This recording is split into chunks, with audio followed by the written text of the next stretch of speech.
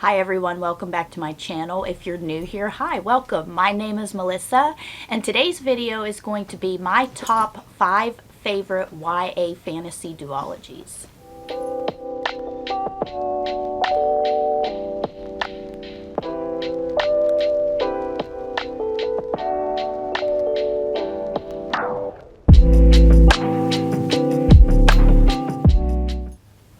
Okay, so I really wanted this video to go up on Saturday, however, my air conditioning decided to go on the fritz, and my library is just way too hot to try to film.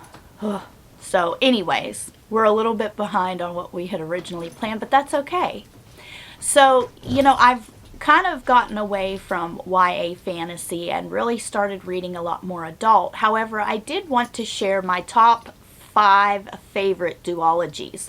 I find sometimes in the summertime especially, it's a lot harder to get reading in sometimes if you've got family functions, vacations, all that kind of stuff. So I thought it would be fun to share these duologies and maybe give you something else to read if you haven't already. If you have read any of these duologies, let me know down in the comments what you thought of them. So without further ado, let's get into it. I'm going to start with my least favorite and work up. Now, that being said, these are all favorites of mine, but some have a little bit dearer place in my heart. So the first duology I want to talk to you about is All the Stars and Teeth by Adeline Grace. So we have the first one here, which is All the Stars and Teeth, and then the follow-up is All the Tides of Fate. The first one came out, I believe, in 2020, and then her follow-up came out last year, I believe. These are both Owl Crate special editions, but I absolutely adore this story, and this is perfect for summertime because you're dealing with pirates and the sea and pirate ships and fantastical creatures, and I just really enjoyed it. So I'm going to read the synopsis for this for the first book. Obviously I'm not going to read the synopsis for the second book as I don't want to give away any spoilers. So in this story, as princess of the island kingdom Visidia, Amora Montera has spent her entire life training to be High Animancer, the master of souls. The rest of the realm can choose their magic, but for Amora, it's never been a choice. To secure her place as heir to the throne, she must prove her mastery of the monarchy's dangerous soul magic. When her demonstration goes awry, Amora is forced to flee. She strikes a deal with Bastion, a mysterious pirate. He'll help her prove she's fit to rule if she'll help him reclaim his stolen magic. But sailing the kingdom holds more wonder and more peril than Amora anticipated. A destructive new magic is on the rise, and if Amora is to conquer it, she'll need to face legendary monsters, cross paths with vengeful mermaids, and deal with the stowaway she never expected, or risk the fate of Visidia and lose the crown forever. So yes, very interesting. My favorite part of this was kind of the Pirates of Caribbean-esque vibes that you get from this. We're on a quest in the ocean. We're surrounded by mermaids. There is, I don't remember if it's called the Kraken, but a Kraken-like creature. Bastion is an awesome character. You love him even when you hate him. And the banter between Amora and him is very interesting. I love the relationships that are built in this. Throughout the story, we get to explore the world and see all the different areas that are on the map. And each one are unique in their magic system. So whatever their magic system is, the island itself reflects that in the buildings and everything else. And I found that to be a very interesting part of this story. The next duology I'd like to talk about is I believe it's called the Sands of Arawea duology, and that is We Hunt the Flame and We Free the Stars by Hafsa Faisal. This was her debut novel, and it is absolutely stunning. It is inspired by ancient Arabia, so you get all the sands, the heat, and the lovely culture aspects throughout this book, which I really enjoyed. So in this story, Zafira is the hunter, disguising herself as a man when she braves the cursed forest of the Ars to feed her people. Nazir is the Prince of Death, assassinating those foolish enough to defy his autocratic father, the Sultan. If Saphira is exposed as a girl, all of her achievements will be rejected. If Nazir displays his compassion, his father will punish him in the most brutal of ways. Both Saphira and Nazir are legends in the kingdom of Arawiyah, but neither wants to be. War is brewing, and the Ars sweeps closer with each passing day, engulfing the land in shadow. While Saphira embarks on a quest to uncover a lost artifact that can restore magic to her suffering world and stop the Ars, Nazir is sent by the Sultan on a similar mission: retrieve the artifact and kill the hunter. But an ancient evil stirs as their journey unfolds, and the price they seek may pose a threat greater than either can imagine. Set in a richly detailed world inspired by an ancient Arabia, We Hunt the Flame is a gripping debut of discovering, conquering fear, and taking identity into your own hands. I loved the character study in here. You have two totally different characters that are both on a mission to find the same artifact, but for their own reasons, very different reasons. The Ars is kind of like a forest, and I think the easiest way to describe it would be something similar to The Fold in the Shadow and Bone series, if you've read that one. So it's this darkness, and when people go into the Ars, this forest, they get lost. Most of the time they never come out.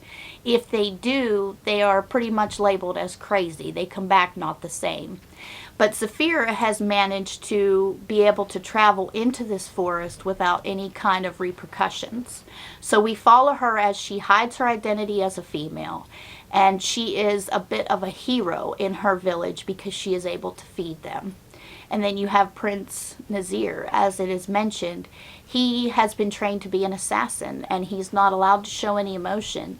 And when him and Saphira ultimately come together to go on this mission, you see them both struggling with feelings that they have, that they've been either trained or believe that they shouldn't have, for each other and for their whole people around them. I apologize for the noise, my dogs. Are you done? But yes, I really highly recommend these books. I absolutely love the atmosphere in this. For a debut novel, this is beautifully written, and I absolutely loved the sequel to this. It was just absolutely stunning. The characters that you meet in here are very lovable and hateable, if that's a word. I'll just say this, Altair is my favorite, I think, of the whole ragtag group in this book. His humor and sarcasm and you know, just kind of offhanded comments really made me chuckle at different parts throughout the book, and he is a very much needed comic relief in such a serious story. Highly, highly recommend this duology. The next duology I want to share was another debut, and that is none other than the Raybearer series by Jordan Afueco. The first one was Raybearer, the second one was Redemptor. Now these copies you see here are absolutely stunning. These are the Illumicrate edition. They did a special box for these. And this is another kind of, I don't remember, maybe we'll see it when I read the synopsis, but you're kind of in like a desert setting. It is very atmospheric once again. A very good character study on someone who is looking for a family that doesn't really feel that she's had one. So let's read the synopsis and get an idea of what this story is about. Terasai has always longed for the warmth of a family. She was raised in isolation by her mysterious, cunning, and often absent mother, known only as the Lady. When Terasai comes of age, the Lady sends her to the capital of the global empire of Eretzar to be chosen as one of the Crown Prince's Council of 11. If she's picked, she'll be joined with the other council members through the Ray, a bond deeper than blood. But the Lady has other ideas, including a magical wish that Terasai is compelled to obey. Kill the Crown Prince once she gains his trust. So in this one, you're pretty much reading a story about choosing your own destiny, this magical wish or curse, if you will, that Terasai is under. Even though she battles within herself, she doesn't want to harm the prince as she gets to know him. This wish is compelling her to do that whether she wants to or not. It's not really something she can control. So we follow her as she goes to the capital. She meets the other contestants in this bit of a competition of sorts. Very, very good story. The characters, I loved them all. And, you know, you have one view of the capital and the people within it. And when she goes and becomes a part of this very community that she was taught to despise, she kind of learns that maybe it just isn't as bad.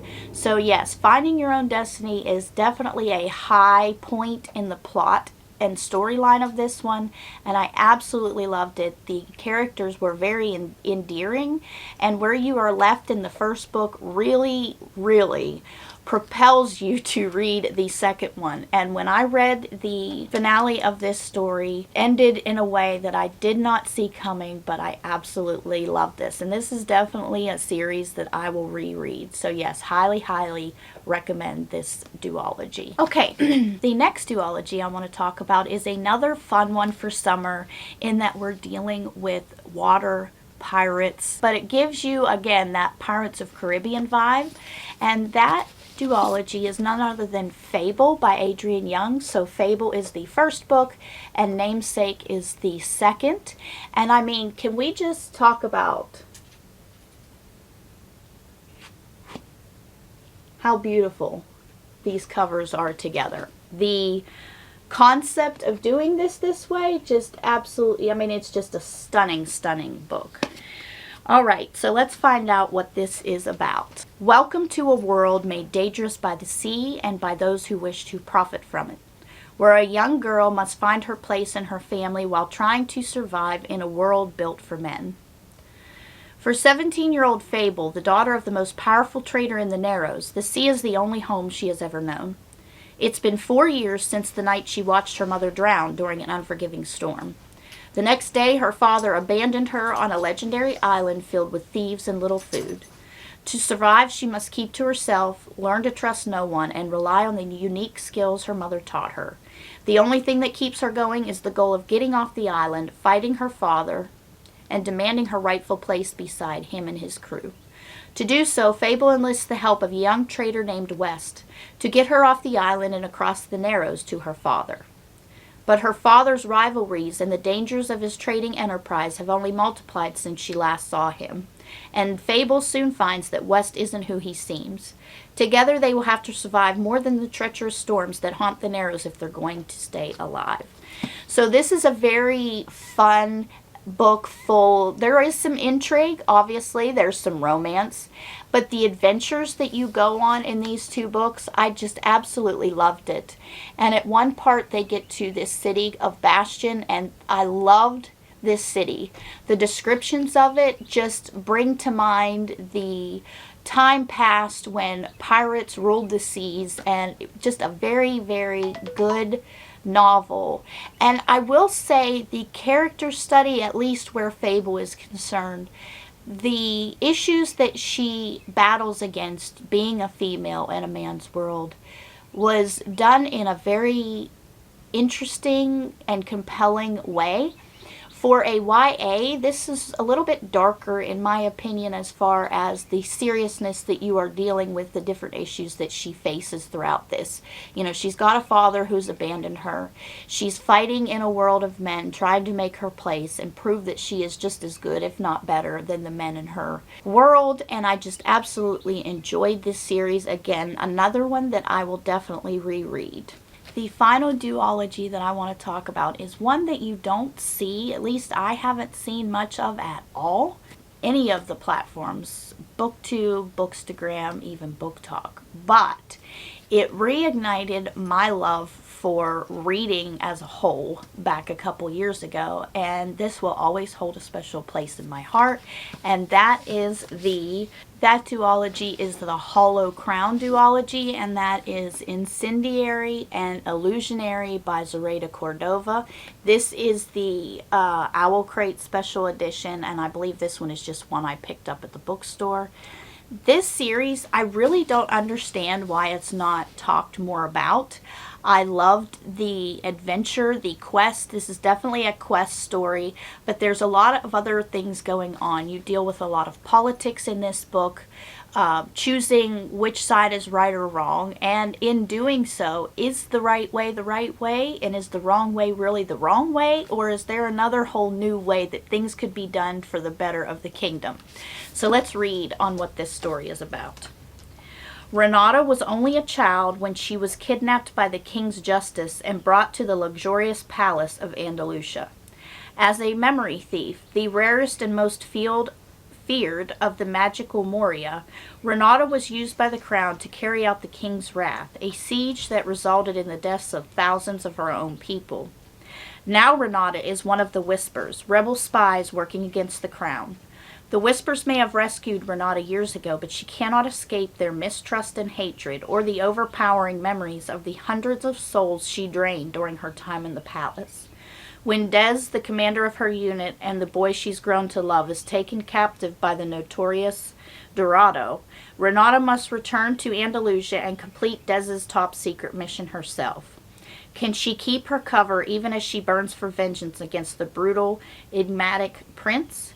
Her life and the fate of the Moria depend on it. But returning to the palace stirs childhood memories long locked away. As Renata grows more deeply embedded in the politics of the royal court, she uncovers a secret in her past that could change the fate of the entire kingdom and end the war that cost her everything. I am Renata Convita. I have lived 100 stolen lives. Now live my own. So this has more of a twisted magic system in it. Very interesting and intriguing. I know that this is kind of like a high stakes story. It does keep you riveted. I devoured both of these. And this one, the day it come out, I was at the bookstore when it opened to pick up this book, because I loved this series, and it's hard to really describe exactly what about it that really gripped me. The politics, I'm usually not much for politics, but I found the way it was brought out in this book as far as plot-wise, it really played into the plot and made sense of why there's different things being done that are.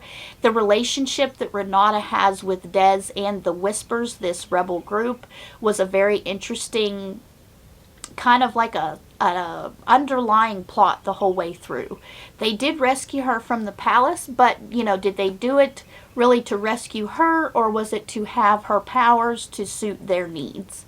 So you kind of are questioning that throughout this first book, and it wraps up very nicely, and it carries over into the second one, and I absolutely loved where she took the story with this. I felt like it was a very well balanced between the happy ending and still showing you the results of how the choices you make can really affect your life and the life of those around you going in the future. So very, very good series. I highly recommend this one. Please pick this one up. It's different. I'm not going to say it's the best book. The storyline is very different, and as I said, I just think this is a very underrated series. Alright, so that is it for today's video. I hope you enjoyed watching this and seeing some of my favorite duologies. I feel like, again, sometimes duologies are a lot easier to promote in that it's a shorter series. You're not investing a lot of extra time into it, and perfect for summer reading. These are all duologies that I will probably reread at some point in the future, and I hope that you will find something in here that you enjoy as well. So until next time, have a good day or night wherever you are, and I will see you in my next video. Bye guys!